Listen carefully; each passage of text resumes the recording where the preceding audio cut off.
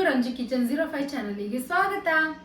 So ಇವತ್ತಿನ ಈ ವಿಡಿಯೋದಲ್ಲಿ ನಾನು ಯಾವ ರೆಸಿಪಿನ ಮಾಡ್ತಾ ಇದ್ದೀನಪ್ಪ ಅಂತಂದ್ರೆ ನಮ್ಮ ಉತ್ತರ ಕರ್ನಾಟಕದ ಸ್ಪೆಷಲ್ ರೆಸಿಪಿ ಆದಂತಹ ಶೇಂಗಾ ಚಟ್ನಿ ಪುಡಿನ ಹೇಗೆ ಮಾಡೋದು ಅಂತ ತೋರಿಸ್ತಾ ಇದ್ದೀನಿ. ಸೊ ಅದನ್ನ ಹೇಗೆ ಮಾಡೋದು ಅಂತ ನೋಡೋಣ. ಅದಕ್ಕೂ ಮುಂಚೆ ಇನ್ನು ಯಾರು ನನ್ನ ಚಾನಲ್ಗೆ ಸಬ್ಸ್ಕ್ರೈಬ್ ಆಗಿಲ್ಲ ಅವ್ರು ಪ್ಲೀಸ್ ಹೋಗ್ಬಿಟ್ಟು ಸಬ್ಸ್ಕ್ರೈಬ್ ಆಗಿ, ಹಾಗೂ ಈ ವಿಡಿಯೋನ ಸ್ಕಿಪ್ ಮಾಡದೆ ನೋಡಿ. ಸೊ ಬನ್ನಿ ನಾವು ತಡ ಮಾಡಿದೆ ಈ ವಿಡಿಯೋನ ಸ್ಟಾರ್ಟ್ ಮಾಡೋಣ. ಸೊ ನೋಡಿ, ಶೇಂಗಾ ಚಟ್ನಿ ಪುಡಿ ಮಾಡೋದಕ್ಕೆ ನಾನು ಏನೇನು ಐಟಮ್ಸ್ನ ತೊಗೊಂಡಿದ್ದೀನಪ್ಪ ಅಂತಂದರೆ ಮೇನ್ ಐಟಮ್ ಬಂದು ನಾನು ಒಂದು 300ರಿಂದ 350 ಗ್ರಾಮ್ ಅಷ್ಟು ಶೇಂಗಾನ ತೊಗೊಂಡಿದ್ದೀನಿ. ಇಷ್ಟು ಶೇಂಗಕ್ಕೆ ನಾನು 2 ಗಡ್ಡೆಯಷ್ಟು ಬೆಳ್ಳುಳ್ಳಿನ ಸಿಪ್ಪೆ ತೆಗೆದಿಟ್ಕೊಂಡಿದ್ದೀನಿ.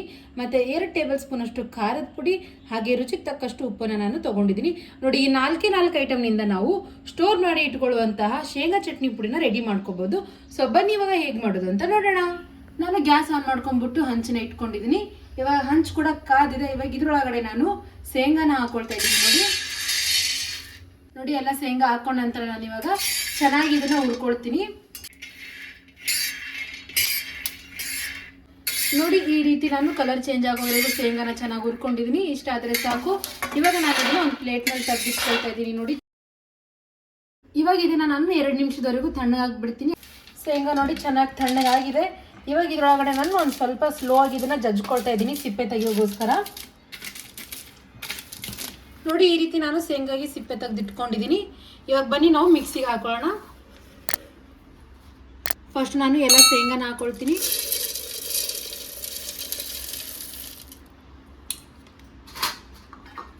ಮತ್ತು ಬೆಳ್ಳುಳ್ಳಿ, 2 ಟೇಬಲ್ ಸ್ಪೂನ್ ಅಷ್ಟು ಖಾರದ ಪುಡಿ. ನೀವೇನಾದರೂ ಒಂದು ಸ್ವಲ್ಪ ಖಾರ ಕಡಿಮೆ ತಿಂತೀರಾ ಅಂತಂದರೆ ಒಂದು ಅರ್ಧ ಟೇಬಲ್ ಸ್ಪೂನ್ ಅಷ್ಟು ಖಾರದ ಪುಡಿನ ಕಡಿಮೆ ಹಾಕೊಳ್ಳಿ. ಮತ್ತು ನೋಡಿ, ರುಚಿಗೆ ತಕ್ಕಷ್ಟು ಉಪ್ಪನ್ನ ಹಾಕೊಳ್ತಾ ಇದ್ದೀನಿ. ನೋಡಿ, ಎಲ್ಲ ಐಟಮ್ಸ್ ಹಾಕೊಂಡಾಯಿತು. ಇವಾಗ ನಾನು ಇದನ್ನು ತರಿಯಾಗಿ ಮಿಕ್ಸಿಗೆ ರುಬ್ಕೊಂಡು ಬರ್ತೀನಿ. ನೋಡಿ, ನಾನು ಶೇಂಗಾ ಚಟ್ನಿ ಪುಡಿನ ಮಿಕ್ಸಿಗೆ ಹಾಕ್ಕೊಂಡಿದ್ದೀನಿ.